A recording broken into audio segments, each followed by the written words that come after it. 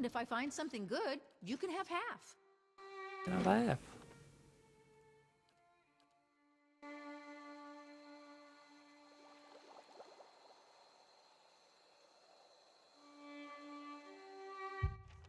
What in the world could leave a skull that big? I'm in the skull. Lodged between rows of crystalline rock, a large fragment of metal protrudes. It looks as though it might be possible to pry it loose.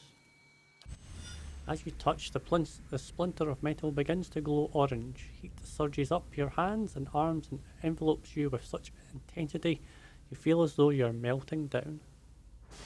The heat spreads to the world around you, turns it orange and then yellow and then white. The ground, the sky, everything around you drips in molten globs and begins to take shape beneath you as if an invisible mold. You are the shard, are the last things to melt and fall, and your addition to the molten pool completes the shape of an immense hammer. The metal cools as quickly as it is heated. The handle is gripped now by two great leathery hands. The hammer is cocked back over a shoulder as broad and molded as a hilltop.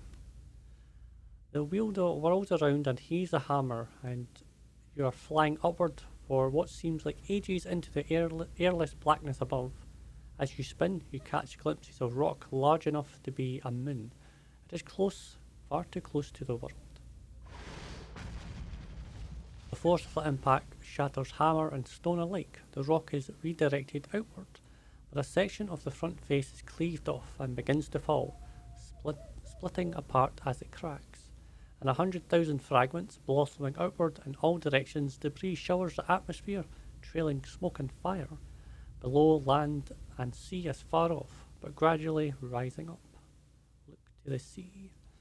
The largest of the fragments, wide as a city, barrels downward in a fiery cocoon. Its size reduces at the edges, imminent, but it won't burn up in time.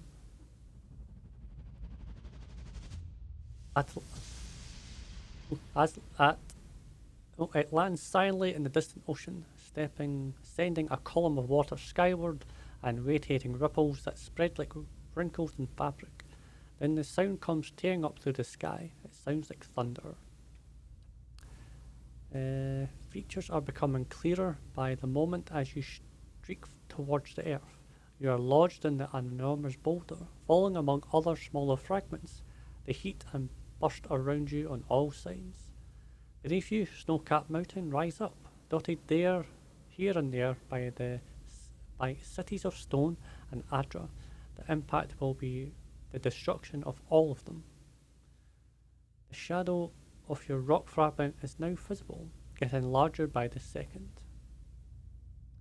You are moments away from striking the ground when a massive shape throws itself into your path. The last thing you hear sounds like another rumbling impact, but that isn't what it is. It's a chuckle, relieved, breathless. You hear two words. Made it. Everything goes dark. You open your eyes, the metal hammer fragments have come free, and now hold it in your hands. It is warm to the touch.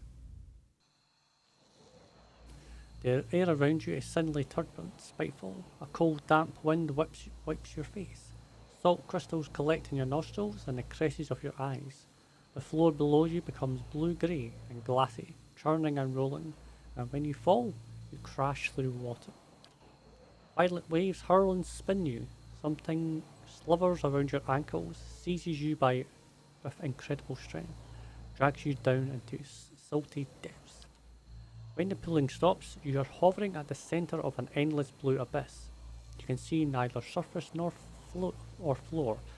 You seem to be facing downward, but there is no way to be sure. A voice sounds from everywhere at once, and the immense pressure wave of each utterance sends you reeling. Deceitful wretch! Grave robber! You who dig for that which you did not bury, speak! Explain yourself and be judged! Okay.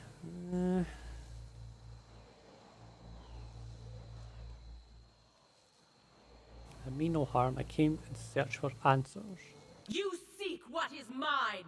What was rightfully lost! Outburst propels you, sending you end over end. Hey, look, I'm helping this lady, aren't I? Your actions speak for themselves. The battery opened. The forge ignited.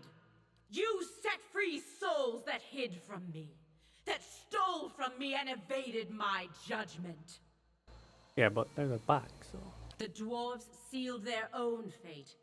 The forge was meant to be forgotten. And now, here you are again, denying peace to the buried. The turbulence around you calms. Salt rattles like a slow exhalation, and the vast dark seascape beyond the murk fades in. Rays of light trickle down from far above onto green gold columns of kelp that rise from the depths and sway back and forth in the current. Fish and mullocks patrol them in groups of hundreds and thousands. They race past you with watchful eyes.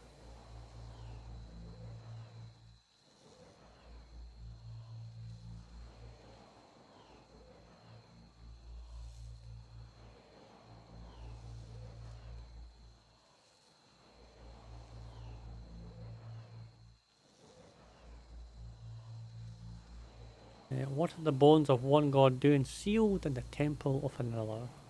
Do not play coy with a god, Watcher. I know you have seen his death. I feel it whenever a forgotten thing is taken from me. Whose death? Abidin did not deserve to die here. This place, it was the least I could do to give his remains some privacy. At least you could do. The least I could do for ending his life. Well, okay then. Light drains from your surroundings. The kelp forest becomes a corpse of black tendrils, dark and twisted as regret. I called the moon down to me, Ioni brother. It was against his wishes. He would not listen to reason, would not listen to me. In his madness, he splintered the moon. But it was not enough. The greatest of the fragments still fell toward that which he would protect. In the end, he took position where it would fall, and absorbed the impact himself. Well.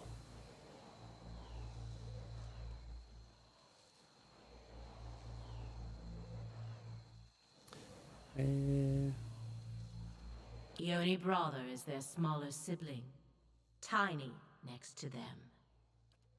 But why the temple? Why the secrecy? That time has been forgotten now, and so his death belongs to me. Everything he was before the impact.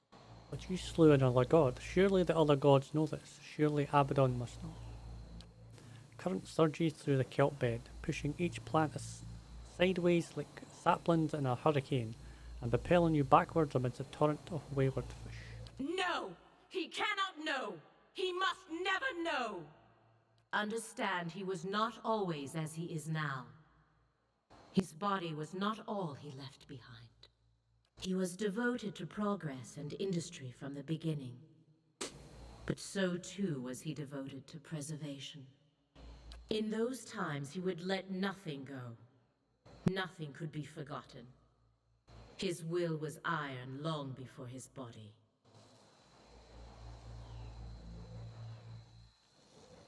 Preservation, so that was why he went so far to oppose you. We agreed long ago, all of us, not to alter the course of Kith's civilization. Not directly. Not unless there were no other choice. But in this matter, there was no other choice. He understood that as well as anyone. It was for duty that he opposed it. I would have stopped it if I could, but by then it was too late. What was it trying to preserve? Time has finished much of what I started. I cannot tell you that, mortal, for fear of undoing all its costly work. You make it sound as though you were the sane one. The other gods knew what had to be done, but they lacked the will to go through with it. Even gods have their attachments. To erase all knowledge of such a grand thing required unthinkable devastation. The Eastern Reach, Deadfire. Mine was the only solution. When I called down Ioni brother, they remained silent. Even Abaddon. He knew it was for the best. But he tried to stop it all the same. Perhaps deep down I knew he would. I should have expected it. I could have stopped it. You may ask.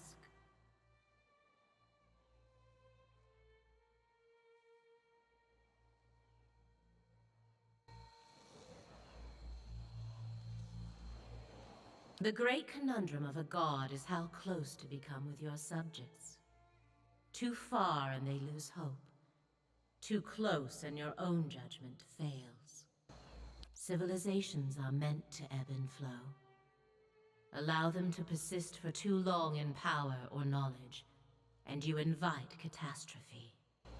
There was a time when we let our sympathies get the better of us. When memories were allowed to persist that should have been washed away. The other gods could not be moved to act. I did what had to be done without them. You're talking about in Withens. I speak of what is forgotten. I failed that day, but my purpose was achieved in the end. I will not dredge up the memory to satisfy idle curiosity. The army that destroyed the dwarfs, the eyeless, are they yours? What the world casts aside, I take into my care. A thing may be forgotten, but it is never alone as long as I am here. They were lost children, abandoned, fixed on a purpose that no longer had meaning. I took them in, gave them new purpose. I did not create them, but yes, they are mine. Yeah, they are Abaddon's. I saw them forged. They were his once. I won't deny it. He created them as assistants to carry out his work on Eora. But he has long been the overseer of progress in the world. Leaving things behind has always been his way. I allow him to leave his past in my care, so that it does not hold him back. You and Abaddon have a unique connection then. I suppose we do. But then, the gods have always been able to accomplish far greater things when working together. Nearby, you see a shark pass through the school of fish. The fish scatter, evading the predator. Yeah, yeah. That's in. He died and she's alive. That's the difference. Speak your mind. You haven't given me the whole truth about the eye list, have you? Careful what you accuse a god of, mortal. The water around you is suddenly icy. You can feel it sap the heat from your veins. Abaddon didn't abandon these creatures. You made him forget them. Otherwise, he might remember how he died. Yeah. And what if I did, mortal? It does him no harm to forget. On the contrary, it lifts a burden. If Abaddon remembered, it would threaten the harmony between the gods. It was not so long ago that conflict between us led to disaster in your world, and the death of one of our number. Memory is but an image we create to make sense of the present. It carries no truth or meaning but what we ascribe. A slight alteration to it is a small price to pay for peace. It's wrong to deceive him. I expected better from a god. Memory deceives. It distorts. It reimagines. This is no different. The peace between the gods is already fragile. It will not withstand another shock. Speak your mind. What new purpose did you give them? Some things that are forgotten must never be remembered. Not merely for the benefit of those who forgot, but for the entire world. There can be no second thoughts, no sympathy or stays of execution. The Eyeless were born to fulfill this task, though even their creator did not know it. They are single-minded and relentless. You mean they kill those who remember what you want forgotten? They do not flinch when called upon to do what is necessary. Kith owe them a great debt for the troubles they have hidden away. You may ask.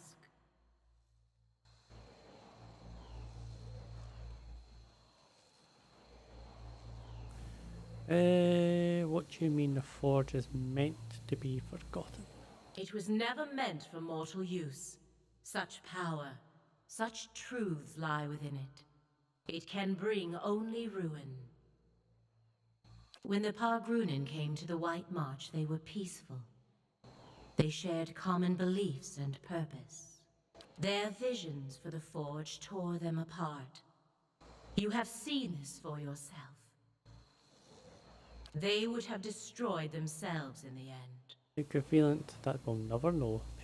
You need only look to the history of your own civilization for assurance. How many wars, how many fallen empires might have been averted if only their leaders could forget the objects of their ambition. I mourned the loss of the Pargrunen. Misfortune brought them here.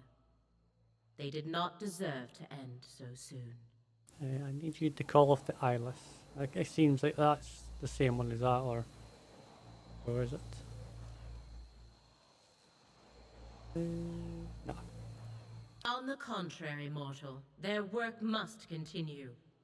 Far too much was uncovered while they lay dormant. They draw attention to the very things you wish hidden. In my dreams, I have seen them swarming over the Deerwood. Those who know too much of the White Forge will be washed clean from Eora, and then the eyeless shall rest once more. This isn't some lone tribes of dwarves. The Forge sees visitors from all over now. The eyeless will tear the Deerwood apart. It will never be forgotten. You see life around you stirs back and forth, agitated, restless. Even if it is as you say, there is nothing that can be done. The eyeless do not think for themselves. They have only the purpose that is given to them. They do not stop until the purpose is fulfilled. They will not change course now for me or anyone. I am sorry. Kata said they could be called off. Only if those they pursue are no longer a threat. The raid Sarens were stopped before they could take the White Forge. In your case, Watcher, you are well beyond that now. And if what you say is true, then the Deerwood is as well. This was your doing. You must intervene. The interventions of gods seldom work out in anyone's favor. Our touch is too heavy. The world crumbles beneath it. You get to start again? It is why we so often enlist the help of mortals. They execute our wishes with greater care. I have done far too much already. If you won't stop them, then I will. Your determination is commendable. But the eyeless number in the thousands. You will need more than strength or luck. Okay, the help of a god would be most welcome. I will give you what aid I can. I bade the eyeless to remain hidden when at rest. They are gathered in the hollow of a great rock, splintered from Eoni Brother. It lies in a flooded crater known as Kairin's Scar. Know too that they were built to answer the call of their master's hammer. When they hear it strike, they come to its aid. If you were to take that piece of his hammer from here and reshape it in Abaddon's forge into a likeness of the original, you might be able to call them to you. But destroying them would be another matter. I know of one way, but only from the center of the Lion's Den. Only with their master's hammer in your service. If you can do all this, if you can reshape what remains of Abaddon's hammer and bring it inside their lair, I can instruct you there on what you would need to do. Okay, I'll do... And I will see you through when the time comes. I will make the hammer and the White Forge and stop the eyeless. If you do not, be assured, they will come for you as they did for the Pargrunen. Careful as you approach the lake. When I claimed the eyeless, I made sure they would not be discovered while they slept. Many of my most devoted followers stand watch there. They will not allow you near. And there is something far worse. Something more fearsome and dangerous than any eyeless. Let us hope you do not attract its attention. And that is. In place of an answer, a sudden surge into the current from beneath sends you hurling upward. The surface above you approaches fast, shifting and glimmering like quicksilver. You emerge soaking wet on the stone floor of the Clay, grasping for breath as you've been holding it for hours. Alright, so gods battling each other as always. You would have seen that coming, eh? Incredible heat ripples upward from the white forge and laps around you, exposed skin. As the fragment of Abaddon's hammer grows warm in your hands, as if in recognition. It is only a fraction of the size of the original, obviously, but there is metal enough to create a hammer fit for a person of your size to wield. In this forge, the fragment could be shaped anew. Recreate the hammer. You call to mind every memory you have witnessed of the great hammer. The images coalesce and take shape into your mind's eye. You know every curve, every engraving. Even as a shapeless lump of metal, you can see the fragment for what it's meant to become. The fragment is slow to heat, even in the white forge, and quick to cool as you work it against the anvil.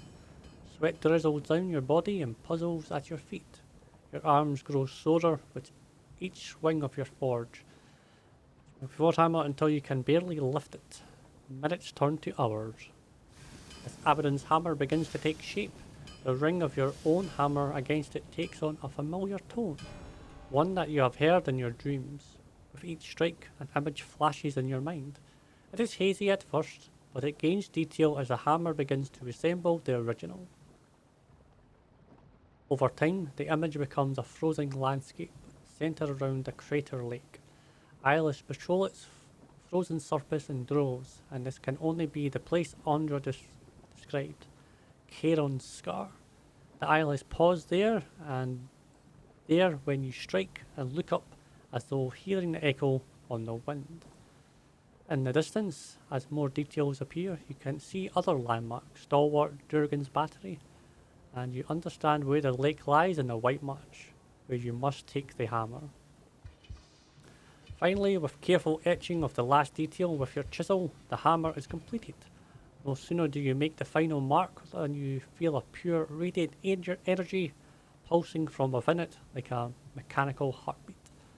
There's an indescribable beauty to the shape and the weighing of the design. It feels as if this is the realization of the metal's purpose.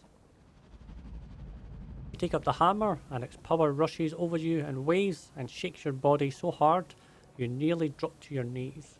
The tremor passes and the surge of the power remains. The hair on your arm stands on end. In your hands is a faithful recreation of a divine instrument. Oh. Careful with the weapon of the gods, Watcher. They seldom come without strings. Endurance would know all about that, eh?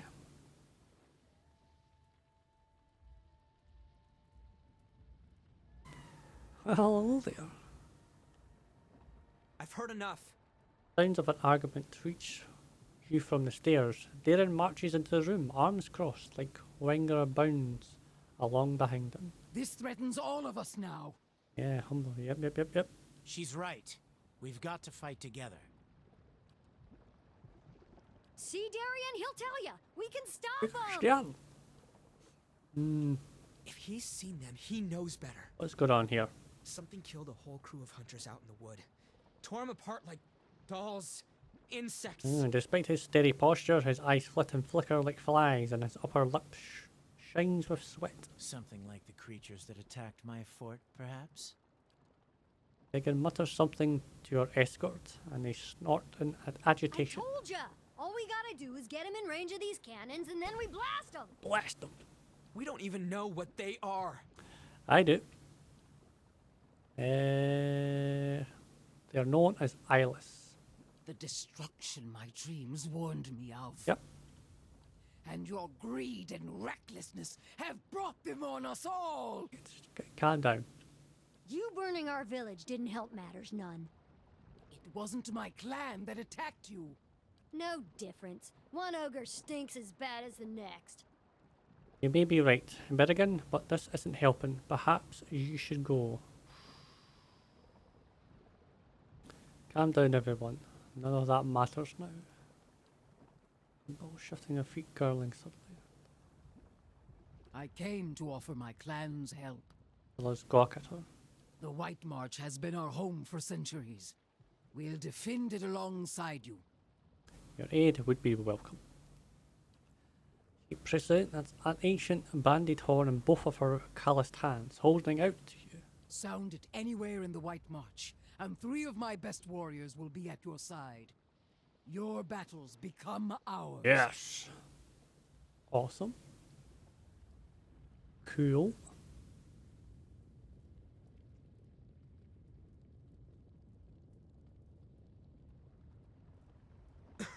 What's your plan for dealing with them exactly? The eyelets are hidden at Crane's Scar. I'll face them there. That lake's notorious. Folk never come back from that. She breaks off, her eyes suddenly wide. Oh. Ah. You'll need all the help you can get. I have fewer men to offer than I would like, but the Iron Flail stands ready. Our siege weapons are at your disposal. The same ones you threw at the battery's walls? Why would I want siege weapons? I've got like big cannons. These eyeless will come for us all if they aren't stopped here and now. Forget it. You're not bringing your army into our backyard. He looks to you and nods. Tell him.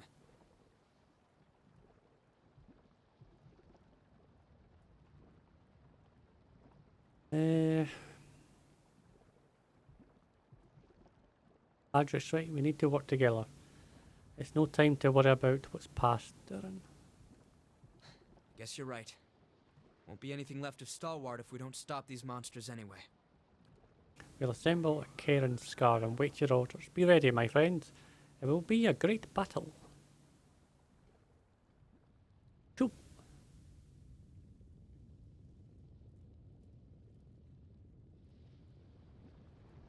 Ahem. You know, those heavy cannons you fixed might come in handy. Damn right they will. Hear me out. Kieran's Scar should be just in range for those guns. You just point out your target and I'll do the rest. If those things are on the move, we don't have much time. If you're really gonna stop them, take this. It's the best of the ore we've pulled from Stalwart's mines. It's not much, but it's good enough to make the old Pargrunen smiths proud. I'm sorry about what I said before. Just don't take it out on the rest of the village. Kill them all! Cool, so I've got all the bonuses. Nice, nice, nice.